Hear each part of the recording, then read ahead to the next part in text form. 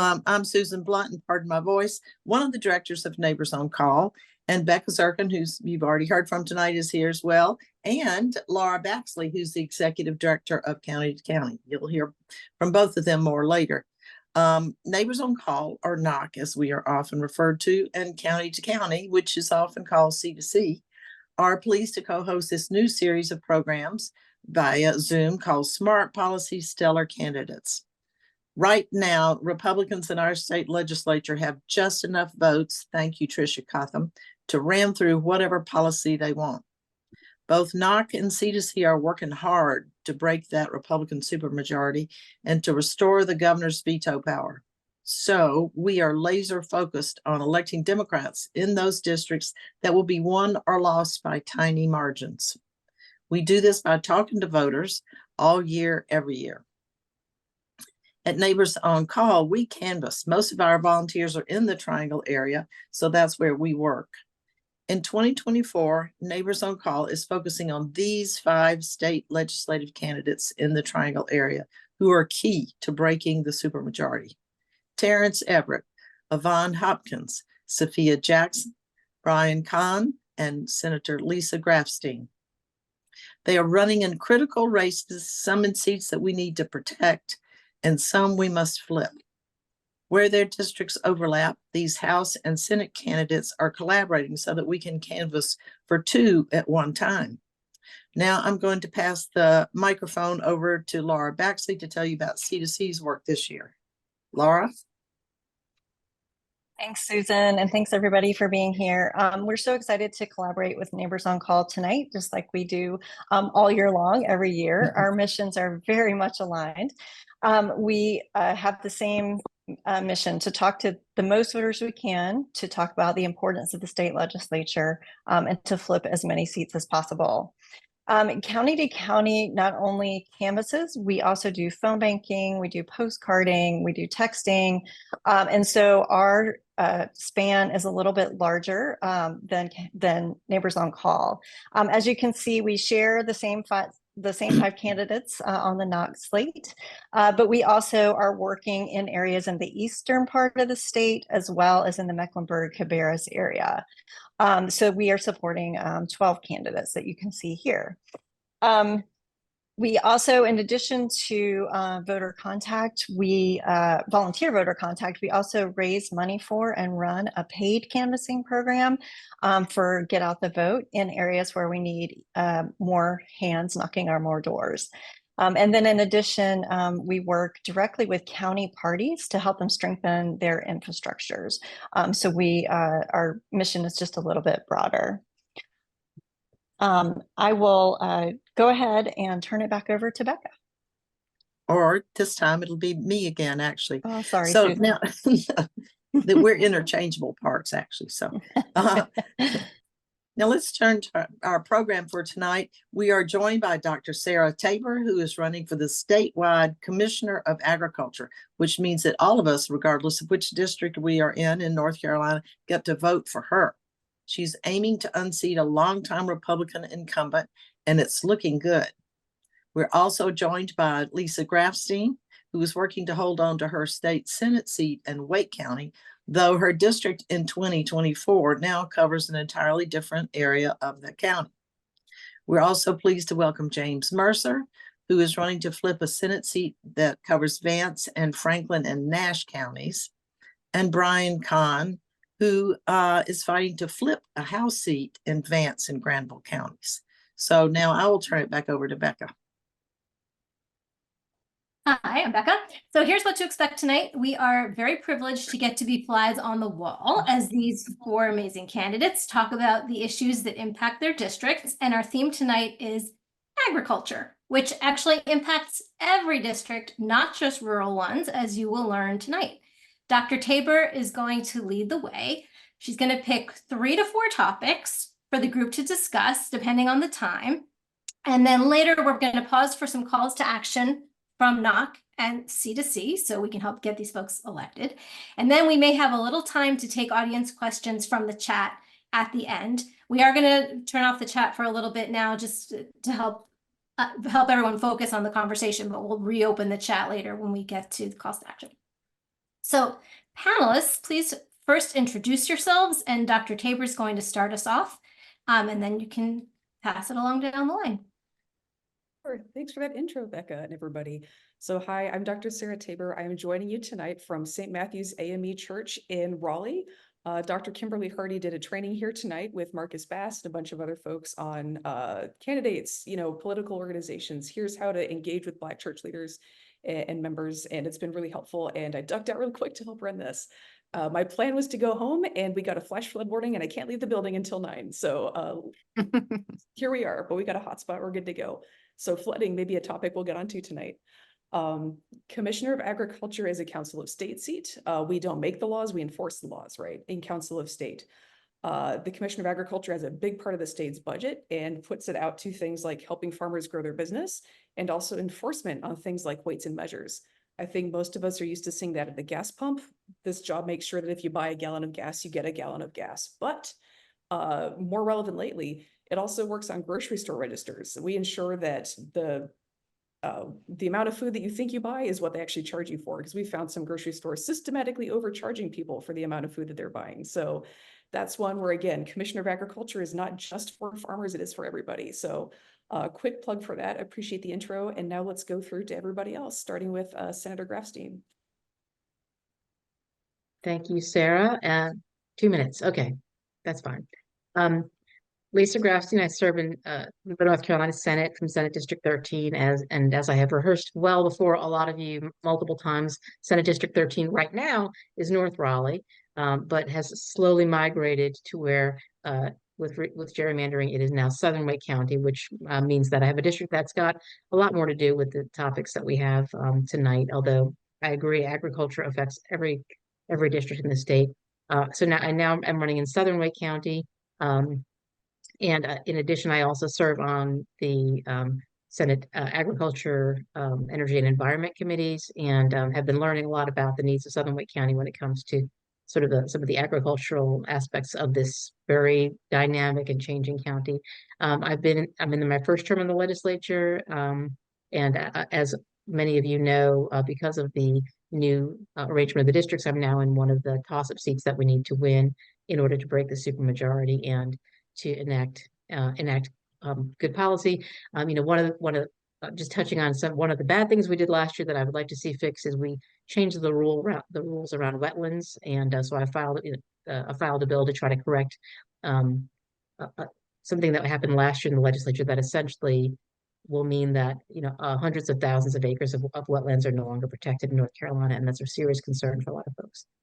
So I don't know where I am time wise, but either way, what I'm going to do next is turn it over to James Mercer, who I had the real pleasure of being a part of the recruitment team to get him to run in Senate District 11. I'm really excited to be running with him and looking forward to his service in the Senate.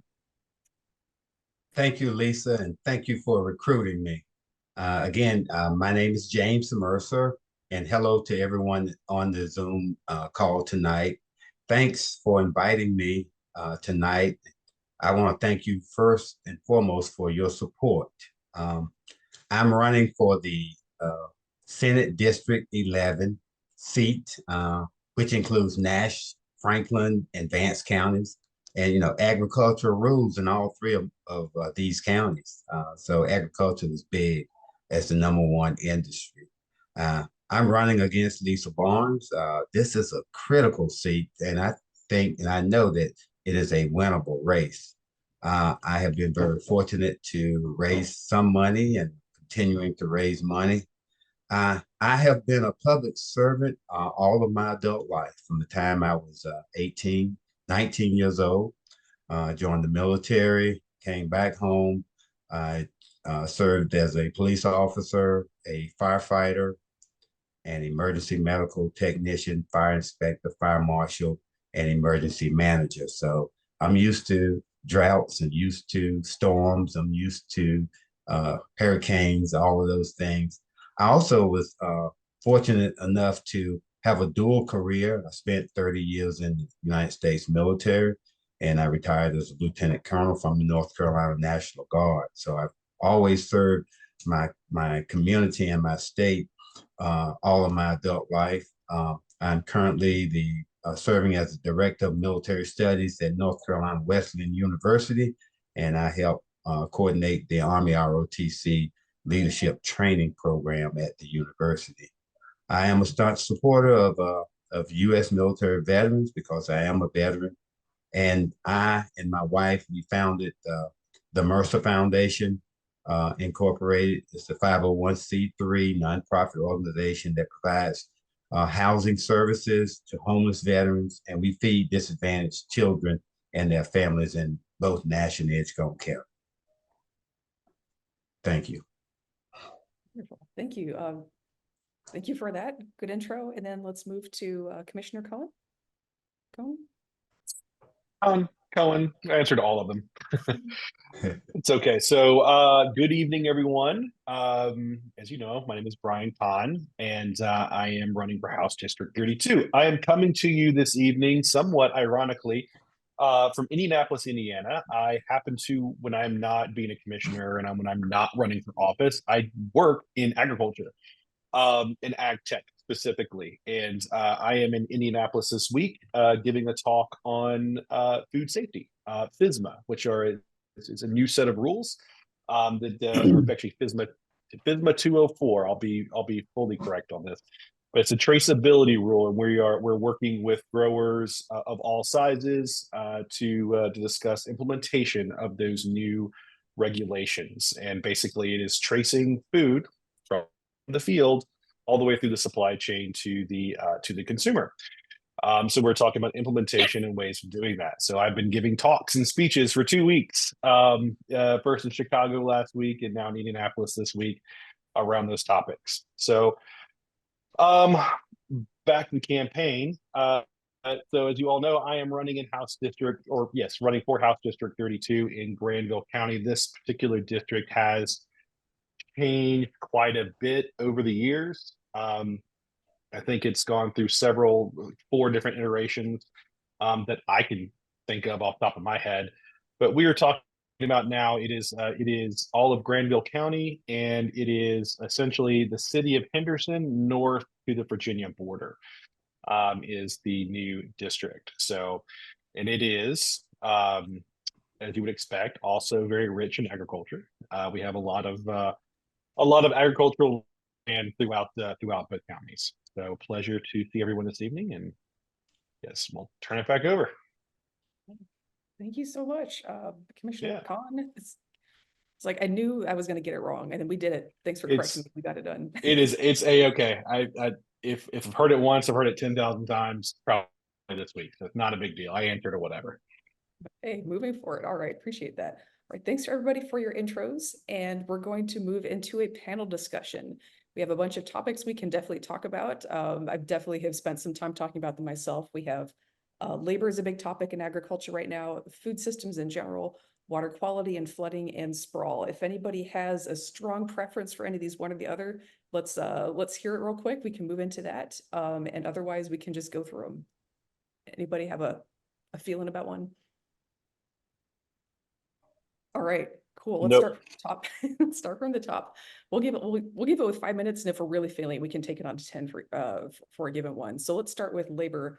I could talk about this one all day, but this is not my this is not my panel discussion. I'm just moderating. So let's start with labor. Do we want to go through everybody? Just give us, a moment or two on, what you've run into in terms of agricultural labor in general. And if anybody has any questions for me, I guess I'm happy to answer, but mostly we're just stick to emceeing for you guys. This is to spotlight you. So let's get started. Let's start with, so Lieutenant Colonel Mercer, would you like to give us some thoughts? Yes, I'll start. Thank you. In terms of labor unions, in my district, in Senate District 11, which includes Nash, Franklin, and also Vance counties, labor unions can have a significant impact on each one of those communities within my district. First and foremost, they can have economic influence or an economic impact, because as all of us know, all of you know, that labor unions, they negotiate for better wages, for better salaries, better benefits, better working conditions for their members. And if their members are successful, they can earn higher wages, which in turn can stimulate the local economies of Nash, Franklin, and Vance counties. And with those increased wages, that means more disposable income that can lead to greater, greater goods and services within each one of those communities. They, just overall, unions play a significant role in shaping our economies, our economic and social, and also the political landscape in all three of the communities within my district. We love a pro-union stance here in the Democratic Party. Right. Yeah. I'm sorry. Senator Grafstein, go for it. Oh, yeah, I know we were just round robining or what. I just wanted to echo the sentiments. My background, right now I do disability civil rights work. Prior to that, I did a lot of labor and employment work, and just want to echo support. Unions built the middle class. We've seen a lot of struggles in North Carolina in terms of efforts to unionize, particularly in Eastern North Carolina, some around, the Smithfield Foods, ongoing labor issues over the course of decades, really. One thing I'll mention that I think is it Lieutenant Colonel Mercer? I should know this. I think is being polite not to mention is his opponent, owns some farms where there's been some labor issues that have resulted in a death of a worker, real concerns about the lack of access to water and other issues. And so those are the kinds of things that I think we have become accustomed to cheap labor in agriculture. And I think that's what we're seeing now is some of that coming home to roost, that we're not necessarily taking care of agricultural workers in the way that they need to be taken care of. And a lot of that has been in some of the factory farm kinds of contexts and not as much on family farms. That stood out to me, that incident in Nash County stood out to me because it was a family farm and there were still really concerning labor practices there. So, we were also seeing shortages of labor as well in agriculture in North Carolina. And that's a real concern for a lot of the farmers in Southern Wake County, and I think throughout the state. So really interesting topic. I'd love to keep talking about it, but I don't want to hog the floor. Wonderful. If Lieutenant Colonel Mercer, if you're running for in the district where Barnes Farming is, we should talk. We're going to follow up later. Okay, thank you. Sorry to poke in there. Commissioner Cohn. Yes, so very passionate about this topic. As you might imagine, in my day-to-day, I get to interact with a lot of agricultural workers. Anything from like protein processing, beef, pork, chicken, down to field labor where we're harvesting crops. So I'll talk about this sort of in those two contexts: field workers versus folks who might be working in some of the type of agro manufacturing, protein, et cetera. One, I'm a strong supporter of unionization. Workers need to be able to have the right to express their needs and be able to advocate for their working conditions. My father was a union leader, so it is strongly ingrained in my personality to be pro-union.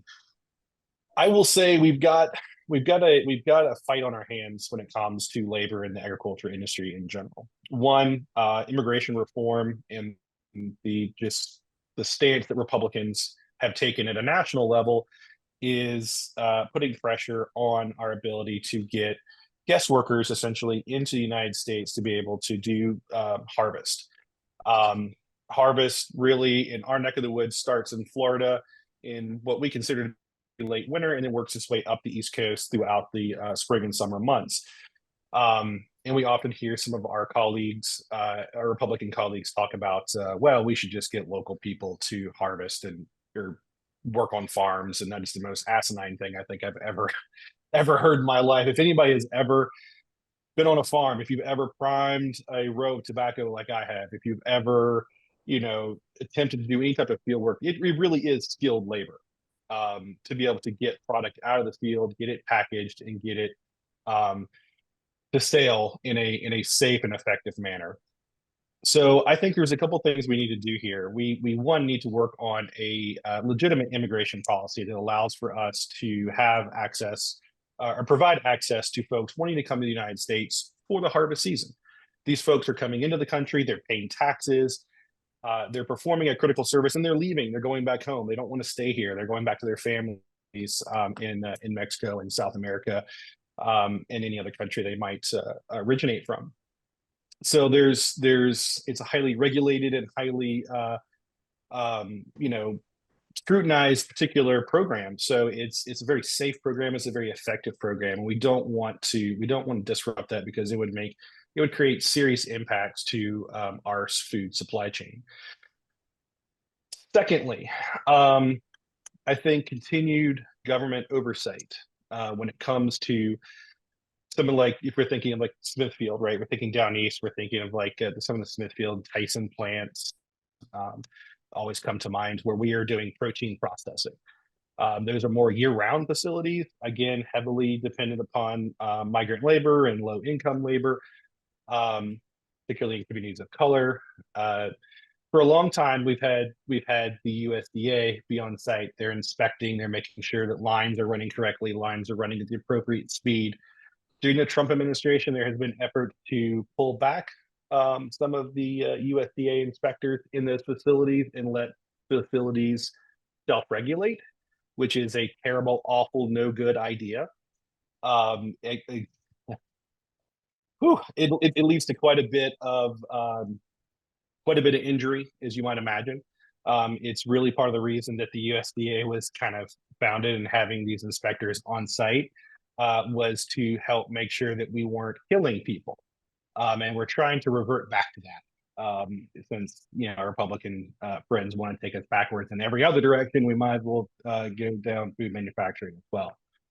But we need to make sure that we have a strong regulatory presence in these facilities to make sure that that our workers are safe, and that they are using best practices, and that we are putting out a safe and clean product for the consumers.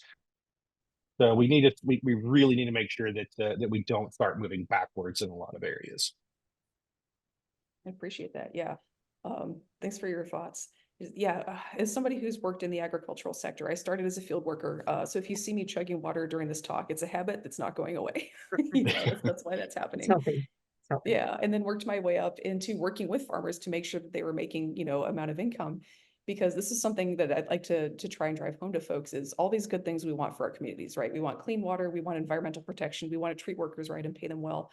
Or where does that come from? That comes from farms making money, right? So that's where it all kind of starts from and comes from. To a lot of Mr. Cohn's points about, there are a lot of things about the H-2A labor program that aren't working. There's a lot of reasons that local labor has kind of gone by the wayside, especially for produce crops.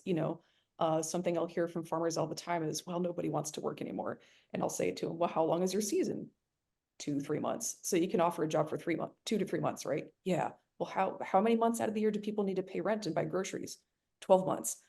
Okay. So do you see maybe what the issue is? It's not that people don't want to work anymore. It's they want to work more than you can handle. And, when I talk to clients about that, it kind of recasts things for them in a way. Instead of just complaining about, well, the world is out to get me. It's, oh, as an employer, maybe there's some things I could do to, maybe team up with other farms to extend our season, or it's on us as an employer to do that well.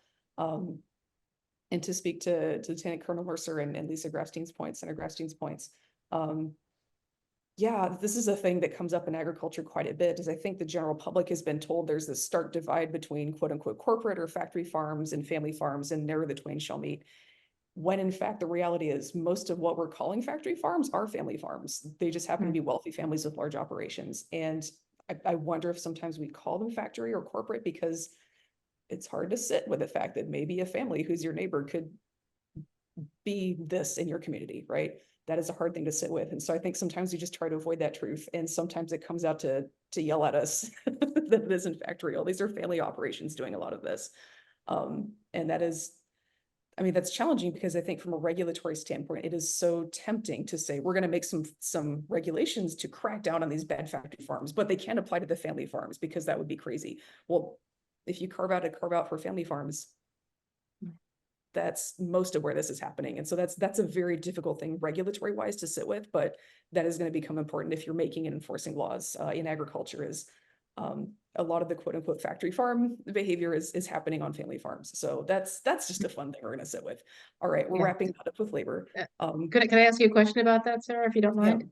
My question is part of that because so many, quote unquote, family farms are really working for the sort of larger manufacturers. So, there's a lot of, as I understand, a lot of farms, they've transitioned from tobacco to something else, and maybe they'll be it'll be chickens, but they're working for Tyson or somebody else, and so they've really just become kind of a subcontractor of some of the more corporate entities. Is that kind of what you see out there?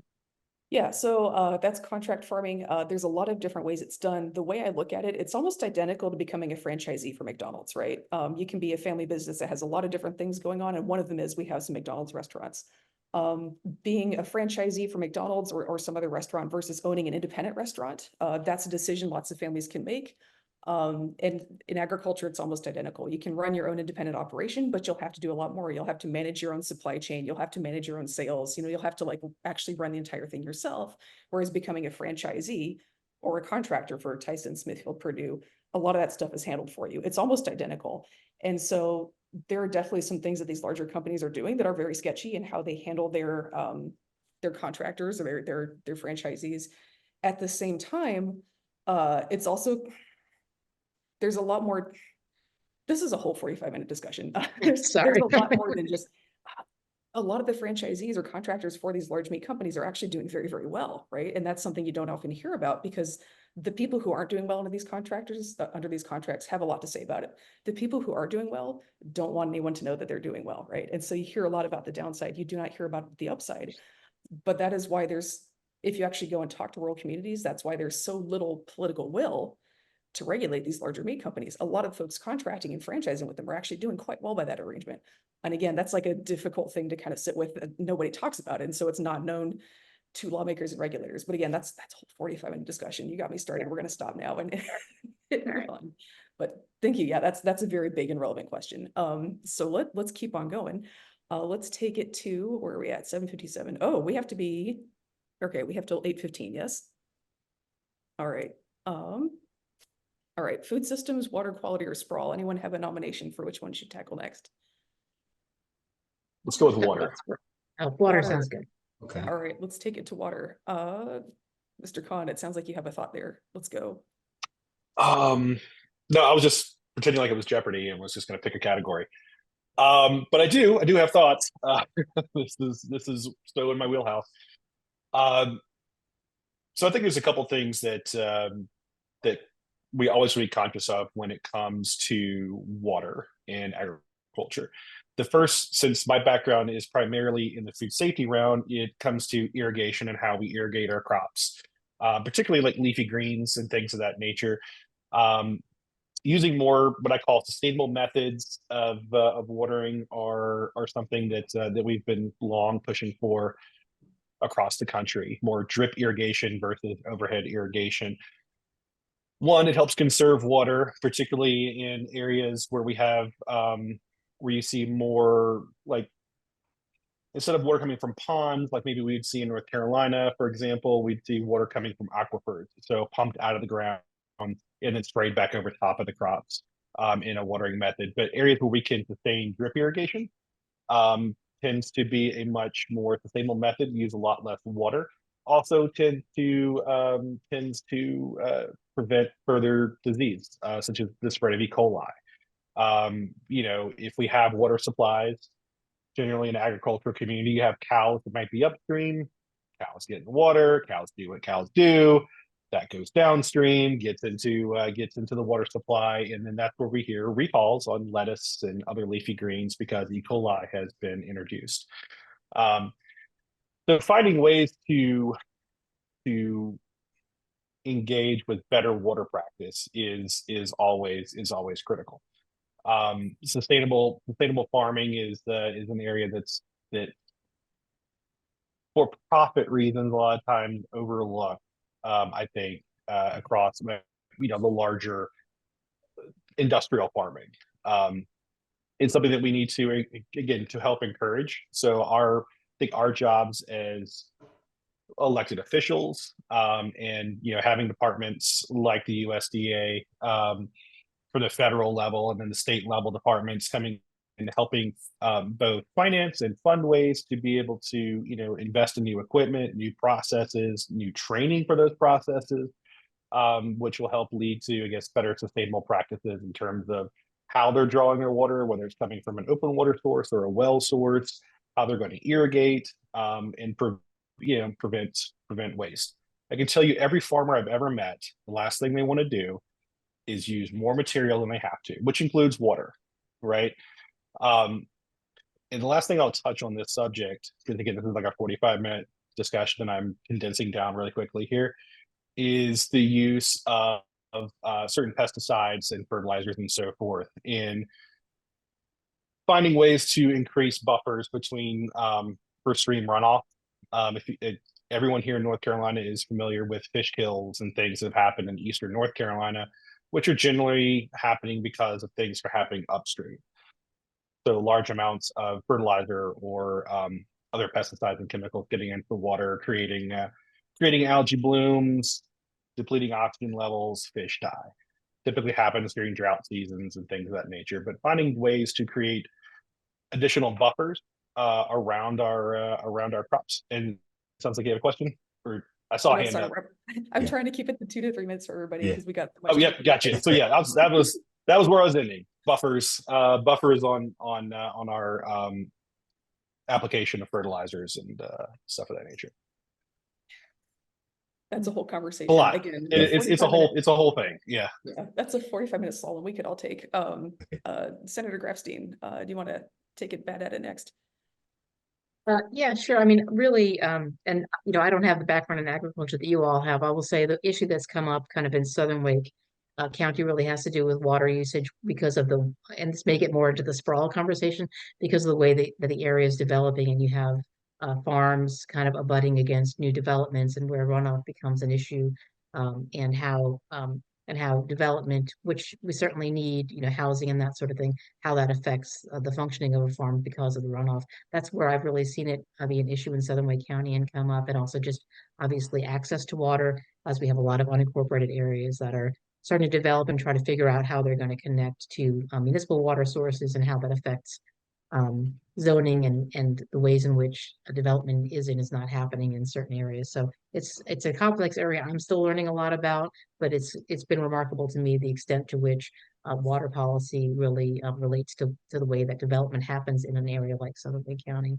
So I'm interested to learn more from you all about water policy, because it's certainly not something until recently I've had a lot of time or a lot of opportunity to know about. Wonderful. Thanks. Yeah, it's again another 45-minute conversation is in the waiting about development and flooding and water quality. So we may get there. There's still time with sprawl. So Lieutenant Colonel Mercer. Okay, first and foremost, water quality is one of the key issues facing and affecting North Carolina Senate District 11, especially in rural Nash County and in Franklin County. Water quality has some far-reaching impacts on all three of the communities within my district. First, I want to just hit on public health. Poor water quality can pose some significant risk to public health. As Bryan mentioned earlier, contaminants, bacteria, viruses, chemicals, heavy metals, all of these things, these contaminants can cause, disease and long-term health issues and health problems for people living in Nash, Vance, and Franklin County.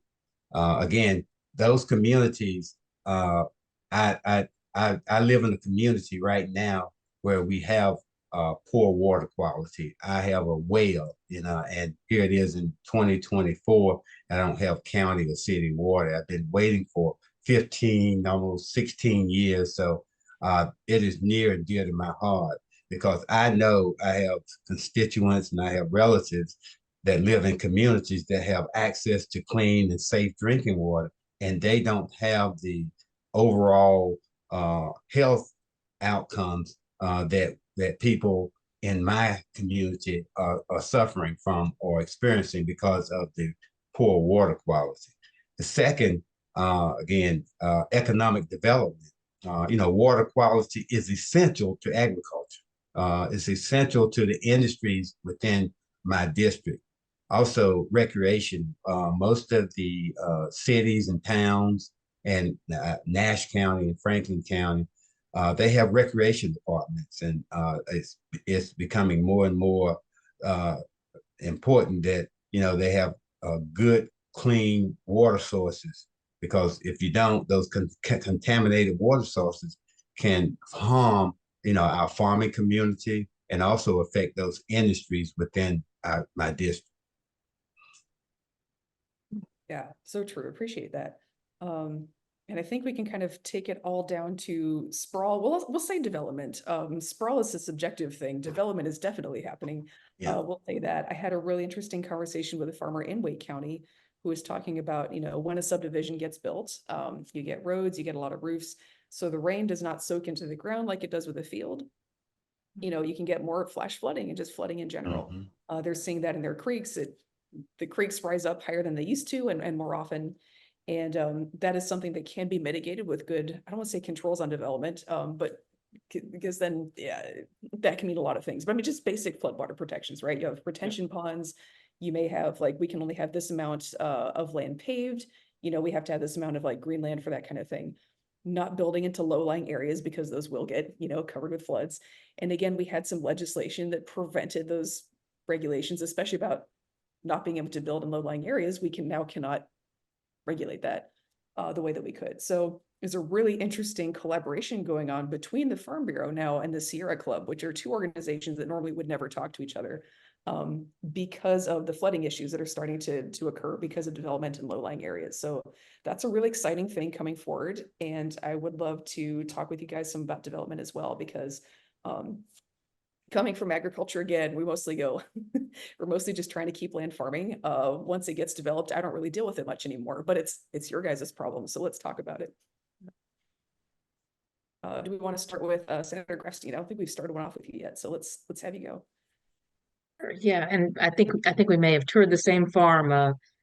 John, the Farm Bureau president, there's a young gentleman who has a sort of centuries in the family farm here in Wake County who is really eager to talk about these issues and has a real nuanced perspective, which I really appreciate. And it's been really educational for me to talk to sort of local farmers. But what Sarah was alluding to, some of the regulations or lack of regulations around land use have been really stunning to me. I'm in my first term, as I mentioned, and one of the things that I didn't anticipate was how much the legislature dictates and micromanages at the local level. I see you, Susan Lindsay, you are correct.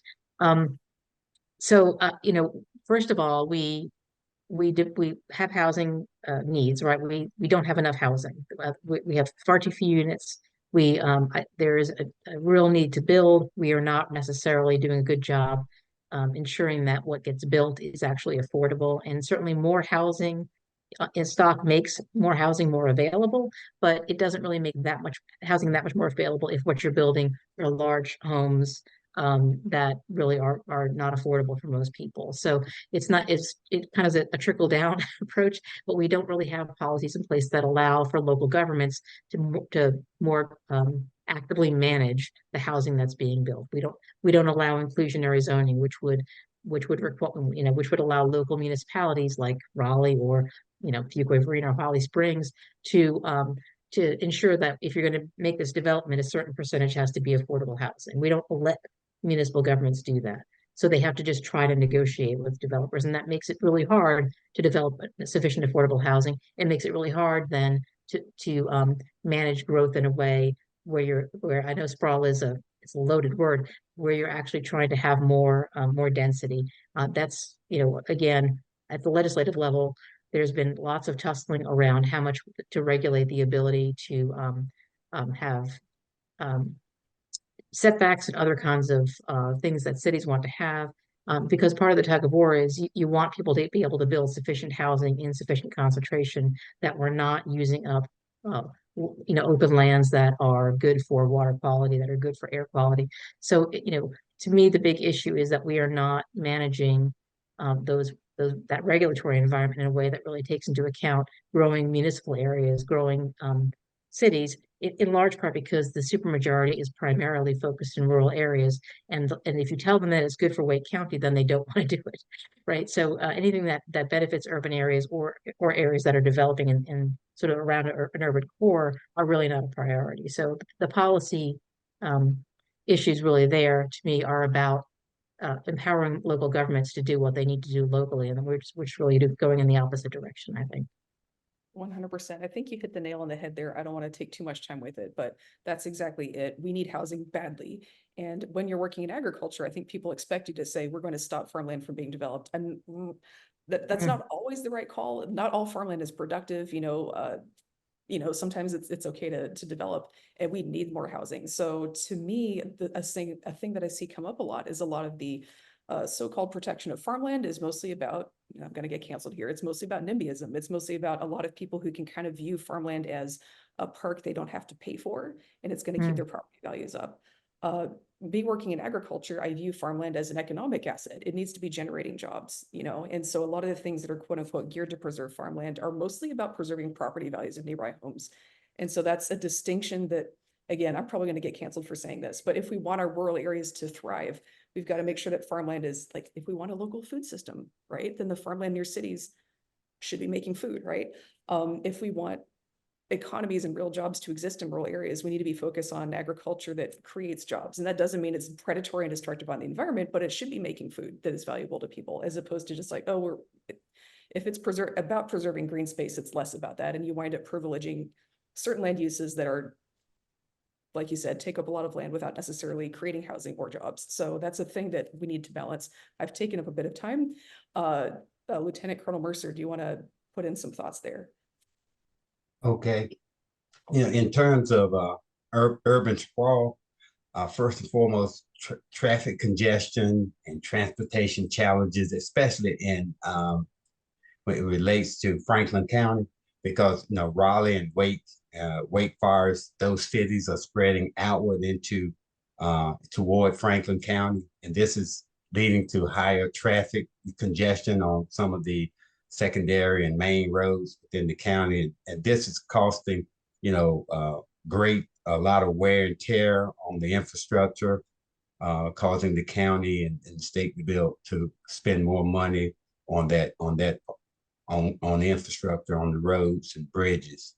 In terms of just the loss of agricultural, the land and natural land because of urban sprawl, they are converting, agricultural land and natural habitats into residential and commercial and industrial developments throughout the district, not only in Nash County, but in Franklin and also in Vance County as well. Sure, yeah, that issue comes up quite a bit when we talk to farmers as well. Bryan Cohn, thoughts of yours on this matter? Yeah, so since I've been commissioner, this is something that we've dealt with significantly. And you're right, the state ties our hands as a local municipality is in terms of what we can and can't do. But we have gotten really creative in Oxford over the last several years. And one of the things that we've done is we have incentivized conservation development, which is a concept where we allow for interdevelopment, so homes that are closer together, in exchange for more open space and larger buffers, which is a bit of a win-win. So it allows us to preserve land and help with stormwater runoff. If you have larger rooftops in more paved space, then we're going to have more runoff. Runoff is going to have to go somewhere. And to the Colonel's point, infrastructure takes a beating.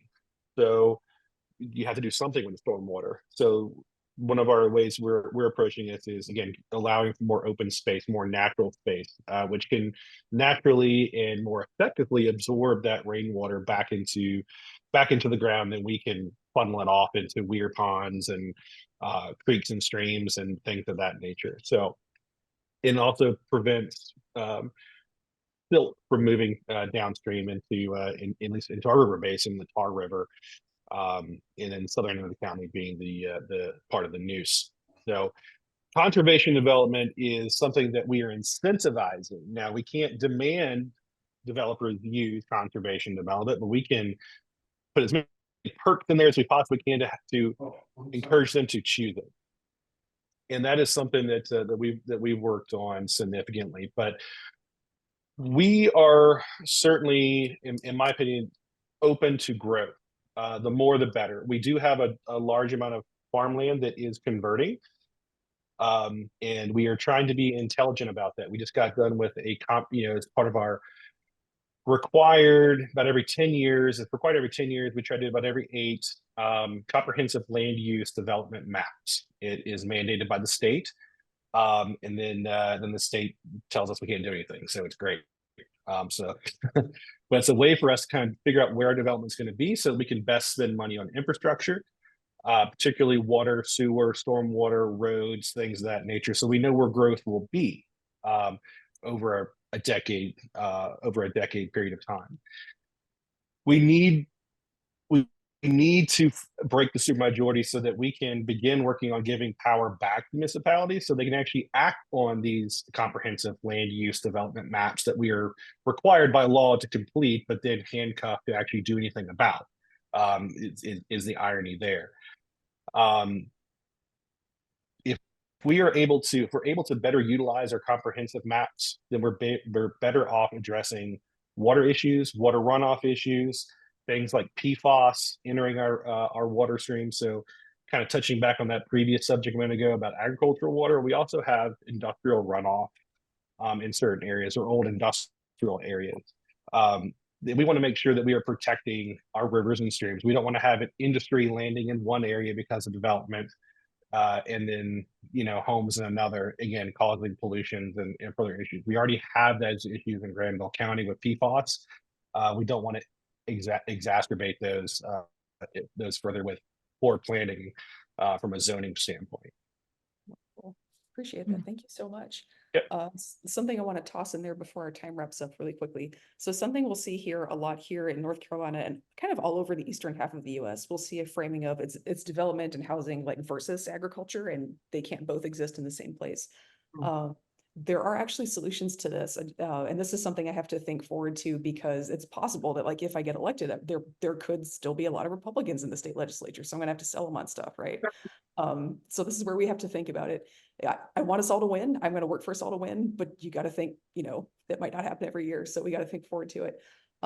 So a thing that has been done in other parts of the country is, agriculture can be a paid job. There's a really great example I saw once of, I was talking to some farmers who go farm other people's land. They get paid for it. This is not sharecropping where you pay the landowner. This is, I am a farmer. It's like a landscaping company. They pay you to come take care of their place, right? So I was talking to some of these professional farmers. They have their own plots, but other people will pay them to farm theirs as well. This is a very common model in that area because a lot of Southern California that's now in orchards actually used to be suburban sprawl and exurban sprawl, and it kind of still is. So you'll have people with 2 to 5 acre little farmettes. 2 to 5 acres, especially in Southern California, is very difficult to farm yourself. You have to do a lot of expensive irrigation because of the weather. And that's something that a 2 to 5 acre landowner can't really do on their own for the most part. So what they did was they hired people to come manage it for them.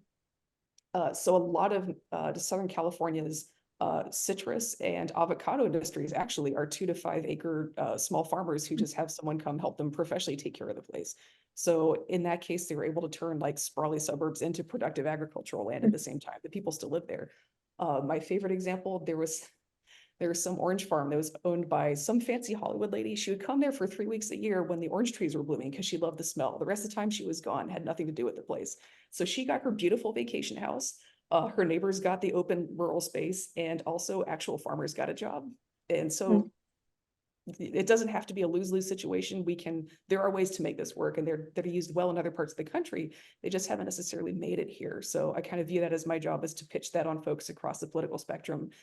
We don't have to fight over land. Sometimes there are good ways to do co-use where everybody wins. So that is 8:20, boom, on the dot. I will love to hand it off to our main organizers. Any questions? Thank you so much, Dr. Tabor. We will give it back to you for a short Q&A in a few minutes. But first, we have a call to action from Neighbors on Call and county to county. And we'll reopen the chat now. So it's a good time to drop your questions in there for the panel. And here are calls to action. So we all understand the importance of breaking the supermajority, and here is how you can help. Canvas with Neighbors on Call and county to county. If you are new to that, we totally understand if you are nervous, but you'll have plenty of support, a welcome from the candidates, a knock or county to county point person to answer questions, talking points from the campaign. You don't have to just make it up off the top of your head. And you'll have a list of specific voters to talk to. And these are people the campaign has identified who they think lean our way or who might lean our way. And you always have a partner. If you like, you can sign up as a silent canvasser. We will match you with a mentor who will do all the talking. You'll help record the data. And this is an option with either Neighbors on Call or county to county. I'm about to share specific Canvas dates for Neighbors on Call. County to county is also participating in some of these, so you'll see that indicated, and you can sign up with whichever organization you like. So we're going to canvas with Bryan Cohn and Terrence Everett in Granville County on the dates listed on the slide. We will be in Northern Wake with Terrence Everett and Yvonne Hopkins on the dates listed on that slide, and we will also be in Southern Wake County with Senator Grafstein and with Sophia Jackson on some other weekends coming up listed on the slide. So we also hope that you will join us at one of Neighbors on Call's upcoming happy hours. They are really fun. We're going to be in Hillsborough on Sunday afternoon with Commissioner Cohn and Representative Terrence Everett, Representative Renee Price, and Ricky Hurtado. And then next week, Thursday, we'll be in Pittsburgh with Leader Robert Reeves, Senator Grafstein, Senator Natalie Murdoch, and Sophia Jackson. So come, we'll treat you to a drink. We'll tell you about Neighbors on Call. You'll hear from the speakers and we'll get to hang out. So it'll be really fun. And I will pass it to Laura for some more opportunities from county to county. Thanks, Becca. You talked about canvases. We will be, county to county will also be canvassing some in Nash County with Lieutenant Colonel Mercer and others. So just keep your eyes on our website for those additional canvases. But I'm going to focus on phone banking. Right now, we are phone banking for Claire Kempner in Pitt County. We keep our phone banks open for 2 weeks. So once we open up a phone bank, you can call on your own time and whenever your schedule allows. Once we close Claire's phone bank in late May, we'll open one for Diamond, State, and Williams on May 23rd. Again, join us, come on the Zoom, meet our candidates, and then we'll teach you how to phone bank if you haven't done it before. Again, just like with Neighbors on Call, you'll have lots and lots of support. These conversations with voters really matter, so we hope you'll join us. On June 6th, we'll open a phone bank for Terrence Everett, Yvonne Hopkins, and Bryan Cohn. We'll be doing 2 different phone bank lists. It'll be a phone bank palooza, so you're not going to want to miss that one. We hope you join us. And then on June 12th, we will collaborate once again with Neighbors on Call for another great panel. This one has been so amazing and informative tonight. We know you're not going to want to miss the next one. This one will be about follow the money, and we're going to hear all about how your tax dollars are invested, how they're spent, how they're tracked from some great legislators and to amazing Council of State candidates. So we hope you will join us for that. And now I think I'm going to turn it back over to Dr. Tabor, and you can begin taking some questions, I think, from the chat. Wonderful. Thank you, Laura and Becca. Appreciate that. And I want to reiterate, yes, please go do the canvassing if you can. It works great in my experience. In Cumberland County, we found that with canvassing, we were able to win an R+5 district, and that's in Fayetteville, where everybody's moving all the time. So you go knock a door and it was somebody else half the time. We were still able to push a district 5 points. So totally encourage that. Again, I really don't want to work with a Republican supermajority. Don't make me do it. Get these guys to win. All right, let's move on to Q&A. Okay, I gotta scroll up a little bit. Here we go. Let's start with, let's see, we had a little brief discussion of legislation preventing municipalities from requiring certain percentages of low-income housing with new housing, and just the lack of home rule. The North Carolina General Assembly kind of dictating to local governments exactly how they should do things. I'm sure this has come up for some of our local legislators before. Any thoughts? Please discuss. Lack of home rule. So Go ahead. we can just jump in. Yeah, Free for all. Okay. give it 90 seconds. There we go. 90 seconds. So in general, the state legislature has really prevented municipalities from doing anything that they would otherwise deem as like spot zoning. So requiring certain types of anything in areas. So whether that be the type of housing, density of housing, certain requirements, they're very, very, very cognizant of what they refer to again as spot zoning. So we're not requiring something of a developer within a particular zoning district. That being said, we can work with our developers to encourage. I like to use the term worker-based housing versus like lower income housing or affordable housing, because I think those terms can get really gray. Because again, like what I would consider like worker-based housing in Granville County may look very different than Durham County. We want to be able to have the folks that support our service industry, support agriculture, support other industries, to be able to live in a comfortable and clean environment, respectable neighborhoods, et cetera. So I personally lean toward the term worker-based housing. So we want to make sure that we try to keep folks, work some of those types of homes into those zones. We have to incentivize that in some way, but also not trigger spot zoning. Amazing. Appreciate it. Thank you so much. Anybody else quick thoughts on that? Otherwise, we can move on to the next question as I look for it. Yeah, while you're looking, I'll just throw in that the issue that we're talking about before is the lack of the ability to require, well, the lack of the right to inclusionary zoning. So inclusionary zoning is not one of the powers given to local governments, and inclusionary zoning would allow local governments to say a certain percentage is going to be used for affordable housing. We don't have that in place right now. And I will just also add that there's a tremendous amount of power wielded by the Home Builders Association. They have a lot of political influence, and a lot of policies that might seem counterintuitive when it comes to housing development has to do with the home builders being opposed to that, including things like inclusionary zoning. So true. Appreciate that. Thank you. Mm-hmm. We have a comment here. When we talk about these issues, we have to be careful. We don't talk about regulation because that immediately shuts people down. We should focus on incentivizing. I think that's absolutely true. So here's a fun story. Personally, a very progressive person, but I've been working in agriculture with Republicans for 26 years. So that is kind of naturally how I talk. I have a Republican accent just because of the workplace situation. And so what I found is when I do tend to speak that way. When I do that at Democratic events, people get freaked out. So yeah, there's definitely a different way you speak to Republican versus Democratic audiences. And I'm still learning to speak Democrat, y'all.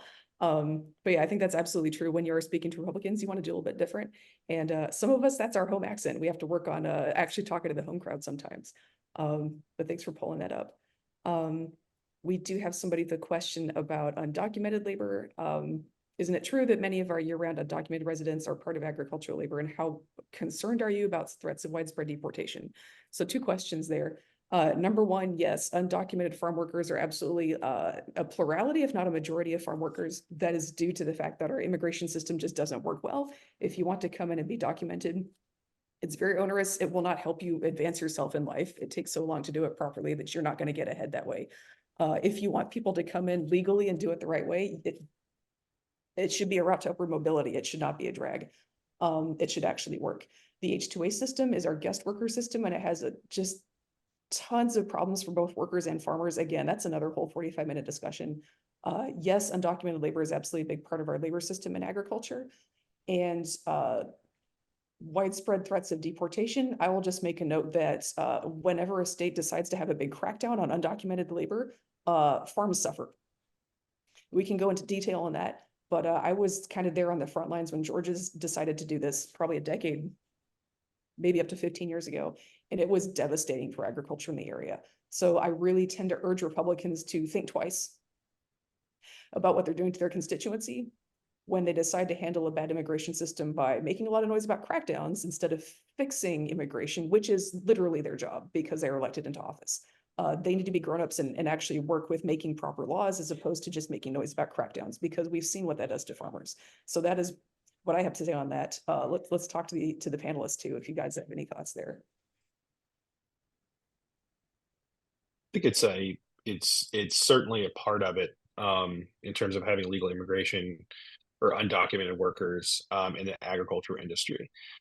And that, to your point, it stems from a broken federal immigration system, a broken or not frequently updated or maintained guest worker program, which we really need a comprehensive guest worker program to support the agriculture industry. And to your point, family farms all across the country suffer mightily when we have these big scary crackdowns from the Republicans.